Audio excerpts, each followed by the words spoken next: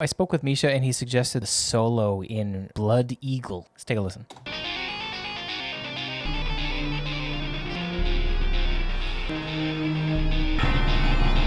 This episode of Dean Attempts to Learn is brought to you by Sheet Happens, where you can purchase guitar and bass tablature books edited and approved by the musicians themselves. If you're a fan of learning awesome music, head over to their website at sheethappenspublishing.com and use code word DEAN at checkout for 15% off. That's code word DEAN for 15% off. Okay, today I'm going to be doing something a little bit different. I feel like I say that every video now, which is weird. I'm going to be going over some Periphery stuff, which is not inherently different. I've done a bunch of their stuff before, but today the difference is I'm going to have Misha from Periphery judge it, or tell me how I did, or tell me that I'm playing it wrong. We'll see what he thinks about my playing when we get in touch with him. It's going to be a different episode. So I spoke with Misha and he suggested that I go over the solo in Blood Eagle. So that's what I'm going to be doing. I haven't listened to it yet. Let's take a listen.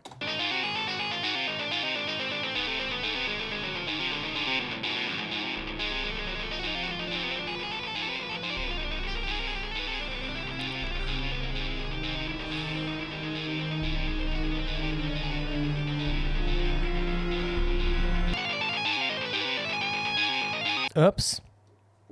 Why did I pick this part? You know, why did Misha pick this part? That's not cool. That's not cool, man. Okay. It's going to be a long one. I'm going to take everything down to 50%, solo the lead. Of course, I'm working off the official Sheet Happens tab. I'm also going to double check the tuning. And they are in E flat or drop A flat. But I'm probably not using the 7th string at all. Nope. Whatever, bud. Okay, let's take the first bar. When we're learning this kind of stuff, it might seem daunting at first. Take it one bar at a time, memorize it, keep going, don't overwhelm yourself. Hopefully I can follow my own advice.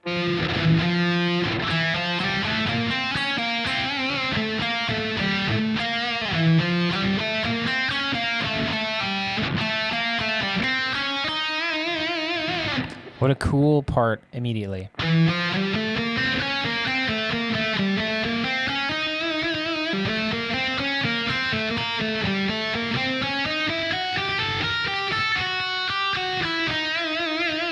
What time signature are we in? Or 144?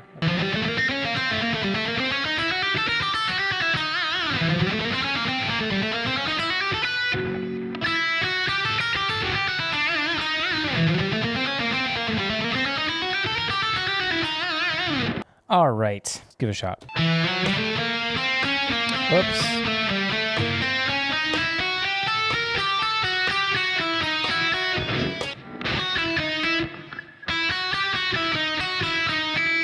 Okay, what is it at 100%? I don't think it's too fast. No. Repeating patterns. There's a lot of repeating patterns in there. If you hear it first, you go, oh shit. And then you hear it one more time, you see a bunch of repeating things in there. So I'm not as worried as I was when I first heard it. Are you scared? You will be. How terrible is Yoda's voice? It's like, what did they just get like a guy on the film set to be like, oh, I got an idea for the voice.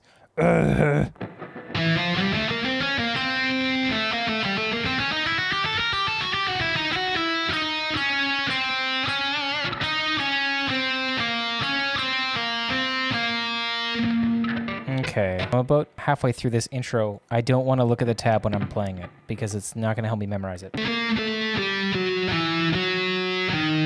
He says as he plays to the tab. Very weird, dude. Very, very strange.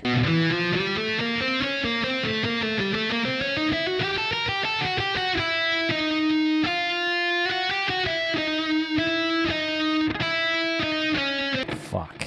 This is hard.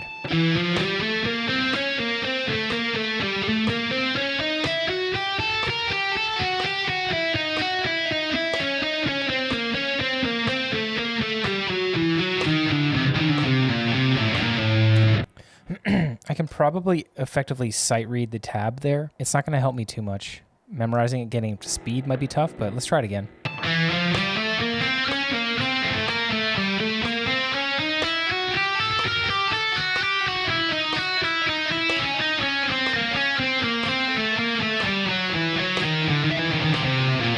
Okay, I'm messing up the end.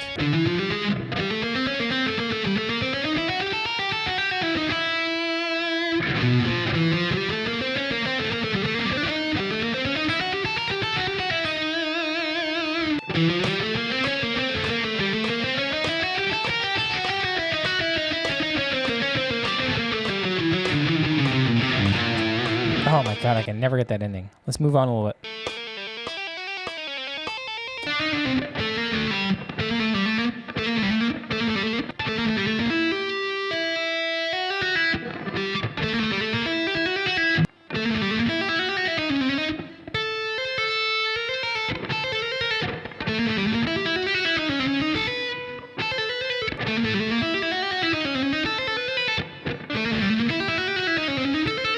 Okay, what is that speed? Oh my god, that's a left-hand workout, dude. Okay. Okay. Dude, this one's weird, man.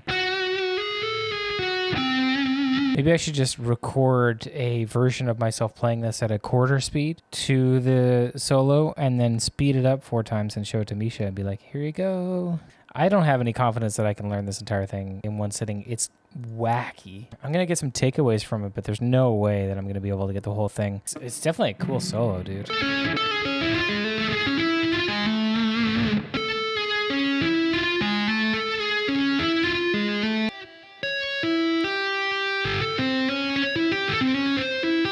Dude, what the fuck? Well, I can say that I fucking took a look at the whole thing, but I'm also going to go over the other riff. Now, I never promised that I would learn it. It's attempts to learn, not learn. I'm not in Periphery. Now, he also suggested to go over the intro riff of a song called Reptile, and so let's do that.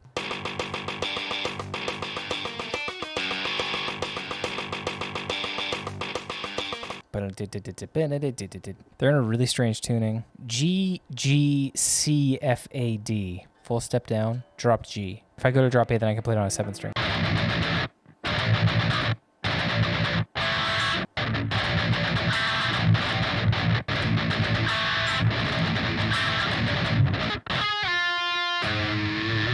Okay, what a wacky song.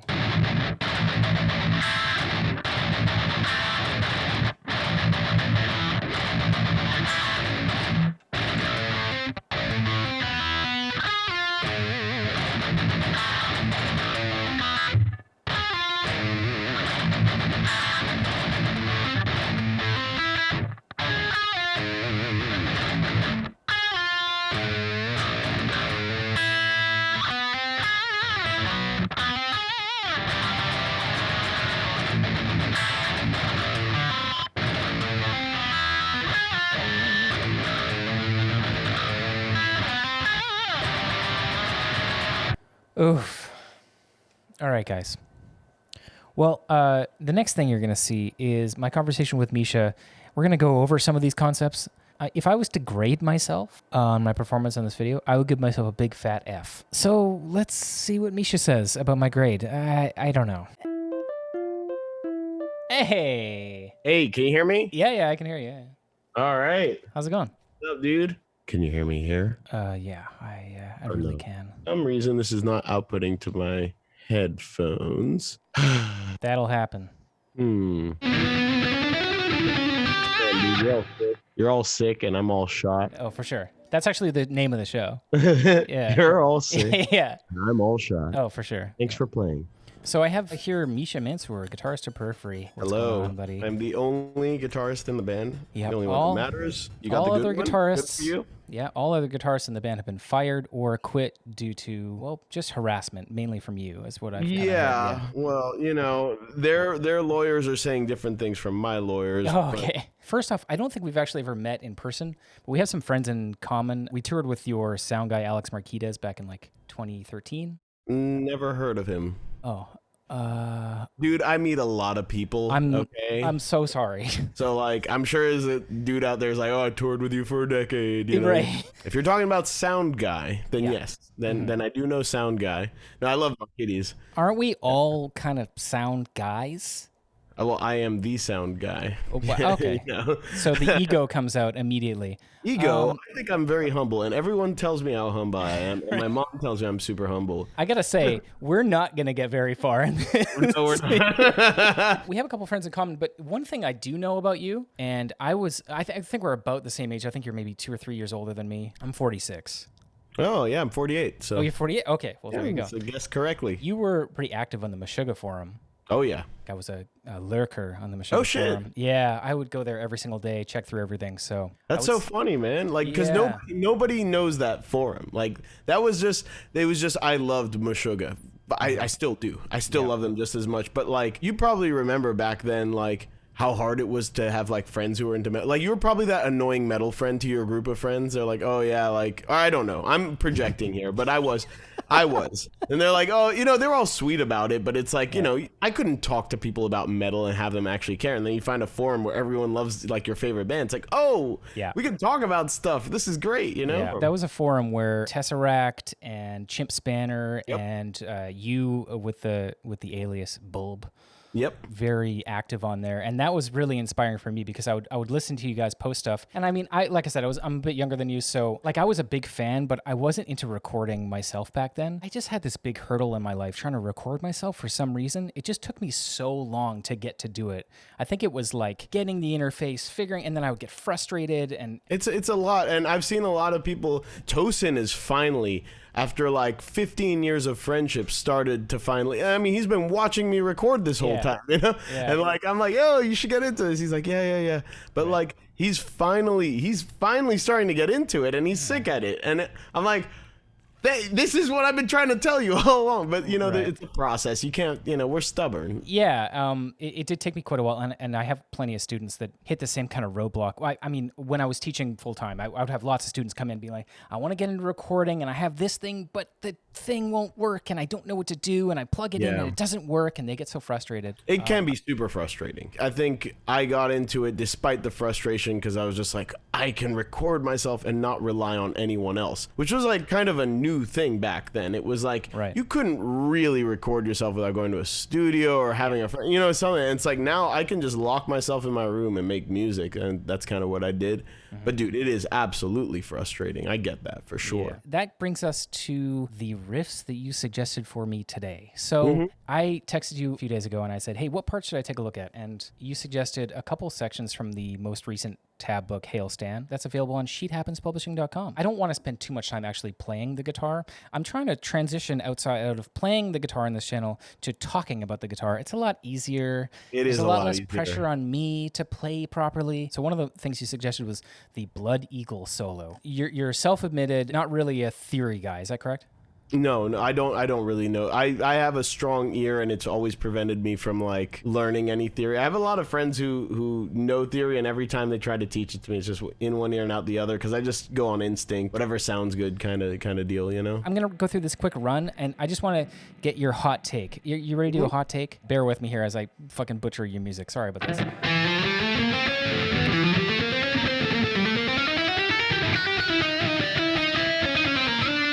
Oh my God.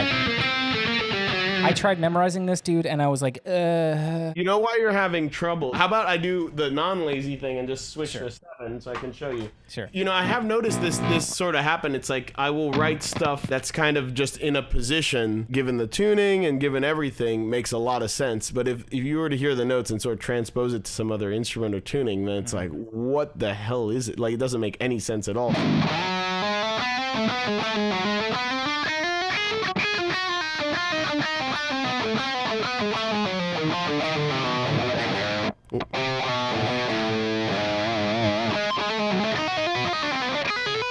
Well, and you know, it's like there's less movement than what you were doing there, basically. It looks insane.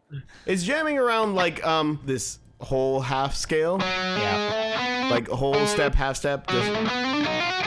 which is nice because it's just symmetrical, you know? Yeah. That section's like, it's all just one root note and it's all very dark. So the guys were like, hey, do that like Holdsworth, Meshuggah stuff you love so much. And I was like, all right, you know, I'll go for it. I was just going for like these random licks. I didn't even really like the solo. I only did that because the guys liked it. They were like, oh, this is good. I was like, I think this might be crap.